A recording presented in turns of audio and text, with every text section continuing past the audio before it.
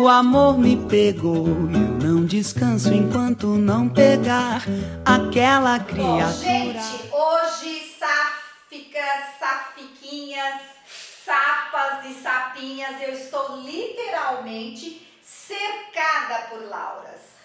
Aliás, na frente eu tenho a Laura Correia, diretamente das Minas Gerais, a nossa hiper super diretora que grava todo o Brejeiras. Aqui, à minha esquerda, tenho Laura Bacelar. E à direita, gente, eu tenho a gaúchíssima, a qualificada, a maravilhosa, artista plural, cantora, educadora, produtora e ora, Laura Finocchiaro, gente, que prazer. Ela fez questão de vir aqui ao nosso estúdio em Mirandópolis para gravar aqui o nosso programa. É um estúdio que só vocês veem. Vocês não podem entender isso. É maravilhoso. Gigantesco.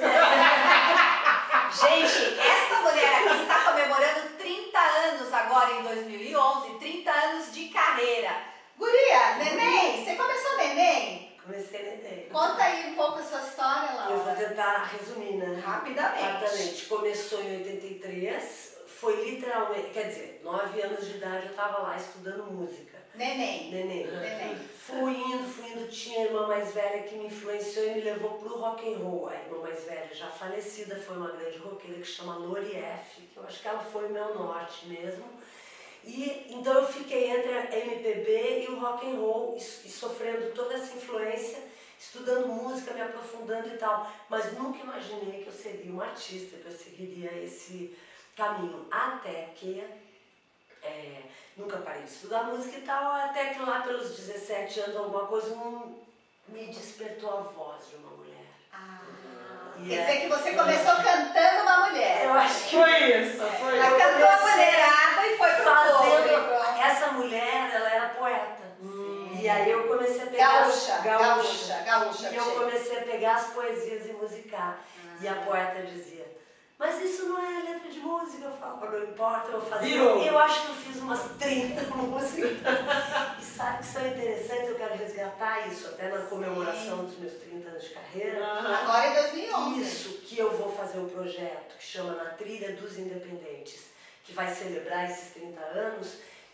Eu quero resgatar esse baú, porque eu acredito que era uma poesia muito subjetiva e muito rara para os dias de hoje, que as coisas são tão rasas, né? Sim. Então é isso. Aí por amor, então eu posso falar, minha carreira nasceu musical. Por amor de uma mulher. Por amor. A origem da sapataria. Foi a origem. Certo. E você é lésbica assumida, né? Aí eu assumi, porque como eu sou cristã e daquela família toda certinha, Italianos, eu né? tive que assumir, porque senão a culpa acabava comigo, né? Então, não ter culpa. Você falou pra mamãe ou pro papai? Não, papai já tinha falecido. Se ele não tivesse falecido, nada disso seria possível, tenho certeza. Porque eu era enquanto a irmã mais velha, Lori, foi sexo, drogas e rock and roll e quebrou tudo, eu era a filha boazinha. Então eu não ia decepcionar. Ele nem imaginava, Ele nem imaginava que eu ia casar. Meu pai era um grande empresário, ele foi o primeiro empresário a exportar camisas no Brasil, chamava Derby, a camisaria dele. Então, lá em Porto Alegre. Em Porto Alegre. Então, tudo indicava que talvez eu fosse seguir esse ramo, ou administração, ou uma coisa de moda. Porque eu vivia dentro da empresa dele, com camisas e tecidos, aquele cheiro. Você vestia as camisas? Vestia. Minha mãe desenhava. Não, eu vestia. Ela vestia agora eu entendi. Então eu acho que se ele não tivesse falecido, eu não teria coragem. Mas quando ele faleceu, aí a mãe era minha mãe fofíssima, queridíssima. A gente se soltou. Não só eu, mas a irmã mais velha, eu, o irmão, a irmã mais nova. Todo mundo? Não. De assumir a homossexualidade só foi eu mesmo. Mas os outros se soltaram, por exemplo, a irmã mais nova, que chama Débora Finocchiaro, se tornou uma grande atriz e também foi para esse lado. Hoje ela é uma grande atriz e diretora. O irmão foi o que ficou meio... Peraí, o que está acontecendo aqui? Encaretou total. Encaretou total. Casou, teve filhinho. Certo. E sempre assim ele ficava revoltado, né? Leva pra Disney. Pô, essas mulheres aí, ninguém quer namorar comigo e nem elas não queriam, né? Você levava as amigas e ninguém queria. Pô, mano, não é a Bela, mano. Então, para não ter a culpa e para eu conseguir ser feliz logo, rapidamente, eu fui lá e falei, mãe, aconteceu. Me apaixonei por uma mulher, beijei na boca. Aí minha mãe, Laurinha, não faz isso de novo. Aí 24 horas depois, lá, a poeta estava dentro da minha casa e a minha mãe, como é muito fofa, acatou. Sim, da porque eu acho- família. porque eu acho que a minha mãe, por mais que ela quisesse ter preconceito, não faz parte da natureza dela. Tá. E ela aceitou e foi ficando uma coisa tão legal. Claro que não foi fácil, porque com o resto da família, imagina, família tradicional, libanesa, italianos, Nossa Senhora. né? Deu um break. Sei. Os amigos da adolescência deu um break. Tudo deu um break. Ah, Mas dali pra frente foi quando eu me tornei uma artista, porque eu mudei de turma, mudei de rumo, sim. comecei de fato a compor. E o primeiro festival que eu participei, fiz um show em Porto Alegre, foi um super sucesso, chamava Minha Grande Paciência Ser Gente. Era uma frase dessa poeta. Da paixão, da sua paixão. Da paixão, mas ela, Sim. porque ela escrevia já coisas sobre esse amor maior, transcendental, sobre a questão de ser humano de fato. Tá. E aí, desse show, um amigo escreveu, eu tive duas sortes dessa coisa de um amigo escrever, aliás, 3 vezes. E eu vim para o festival da Ruth Escobar, que chamava Mulheres nas Artes, em 82. Eram só as sim. mulheres, participou a Lula e Lucina nessa época, Ana Maria Baiana. Pessoal mais alternativo. Mas com o aval da Ruth Escobar. Certo. Não se falava em sexualidade, assim, não era sobre Mas tinha essa bastante questão. sapo. Mas eu acho que não, eu acho que a proposta da Ruth nessa época foi a do feminismo, de mostrar as Ela era mulheres. feminista, sim. Então ela fez esse festival no teatro, que era na Augusta, não lembro qual, e eu fiz a primeira apresentação, já fui super bem recebida. Voltei para Porto Alegre, fiquei trabalhando lá, fazendo show. De repente outro amigo me inscreve, foi quando eu vim pro Lira Paulistana. E aí fiz... Você fez uma carreira independente super Isso. agitada. Aí vim pro Lira, foi um estouro, eu dividi o palco, chamava o festival Boca no Trombone, em 1983, foi um sucesso de público, eu dividi o palco com os Titãs do Iê. E eles não eram Titãs Nem eram ainda, conhecidos. mas como eles eram paulistas, Sim. tinha aquele público da Sim, cidade. sim. E eu tive uma abertura da mídia, porque a única mulher guitarrista naquela época não, a Nem Marina Lima. não tinha ainda. Tava. E Tava no tinha comecinho, eu a acho. Rita Lee Sim, com a Lucinha Turnbull, que era guitarrista. sim. Mas assim, uma guitarrista compositora que estava na frente com uma atitude assim, eles diziam que eu era irreverente.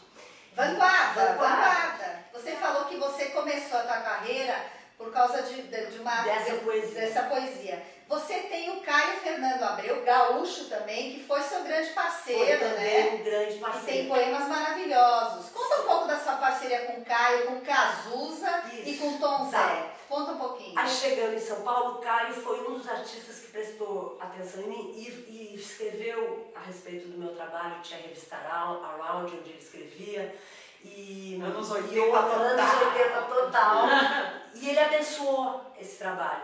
Então, com o Caio, a primeira música que a gente fez junto, teve um filme que recentemente foi lançado, que chamava Onde Andará Dulce Veiga, mas veio de um livro, né? Sim. E ele me deu a música tema, a poesia A Poltrona Verde, que fala a história de uma mulher enlouquecida, Dulce Veiga. E que ali eu soube que uma das personagens, que é a Márcia Falácio, que era filha da Dulce Veiga, no livro, ele se inspirou na minha irmã, na Lori. Foi essa coisa roqueira, radical, e sexo, drogas e rock and roll, e eu acho que inspirava ele muito. Sim. Então ela foi a musa inspiradora dele. Sim. Mas ele era meio travadão, não era? Meio fechado. Caio, eu lembro de ver ele, ou no apartamento dele, que eu ia lá conversar com ele, pedir conselhos. Lá em Porto Alegre? Não, aqui em São Aqui Paulo. em São Paulo. E ele vivia no Ritz. Ele sentava numa mesinha no cantinho do Ritz, e tu sempre que chegava lá, tava o Caio com um papel anotando assim.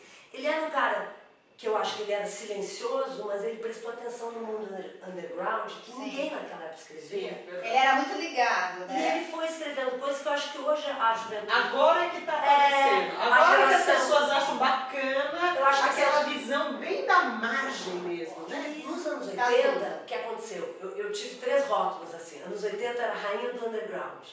Anos 90, musa GLS. Diga. Você participou das paradas. É. Claro. Tudo isso dado por reality show, que aí mudou um pouco o foco, porque eu amadureci, precisava sobreviver, eu falei, não, eu preciso de um emprego, alguma coisa mais... E eu entrei pro reality show, a convite do SBT, fiz a Casa dos Artistas e nunca mais saí. Hoje eu sou produtora da Fazenda na TV Record. Então assim, voltando lá pra musa do underground, por quê? Porque nos anos 80, São Paulo fervilhava desses espaços undergrounds com música ao vivo, porque os DJs ainda não tinham aparecido. Então era no gogó. Era no gogó. Gogó. E aí eles tinham um espírito naquela época que queria a novidade. Isso. O público Uma parece- banda atrás da outra, de coisa nova, que ninguém nunca Parece tinha que o visto. público queria isso. Não é como hoje que o público quer ouvir aquela coisa mais quadrada ou que a mídia já provou. Não, o que acontecia nos anos 80 era bem-vindo nessas casas. E eu fiz todas as casas. E foi no Madame Satã, que era famosésimo, que eu frequentava, fazia show, que o Cazuza me viu. Sei. E foi com uma amiga, Se encantou. se encantou. Daí um belo dia liga essa amiga, Laura, o Cazuza se apaixonou por ti, ele quer fazer uma música contigo. Eu, não acredito. Isso já era Isso final dos anos, meio dos anos 80, 85 mais ou menos. Ele estava no auge da carreira. Tava no auge, não se falava em AIDS ainda.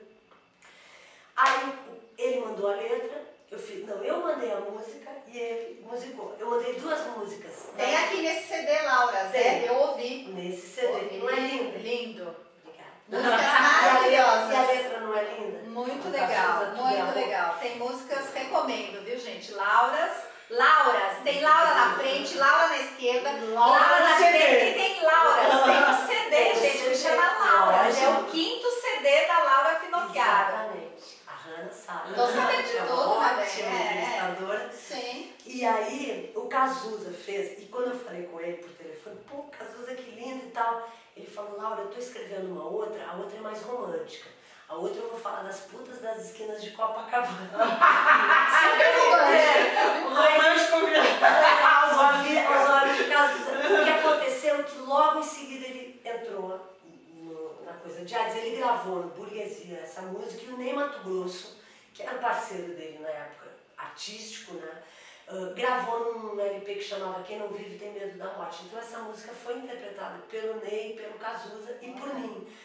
Isso, aí o Cazuza veio a falecer, eu tive encontro com ele, encontrei algumas vezes com ele em São Paulo. Ele era uma pessoa assim, de uma grandeza, uma generosidade e uma cultura impressionante. E acho que aquilo ali abriu uma porta para mim muito grande, assim, digamos, para a grande mídia me reconhecer como autora. E isso acho que levou, e aí entre os anos 90, quando um outro fã me inscreveu no Rock in Rio. E aí em 91 eu estava abrindo o show do Prince no Maracanã.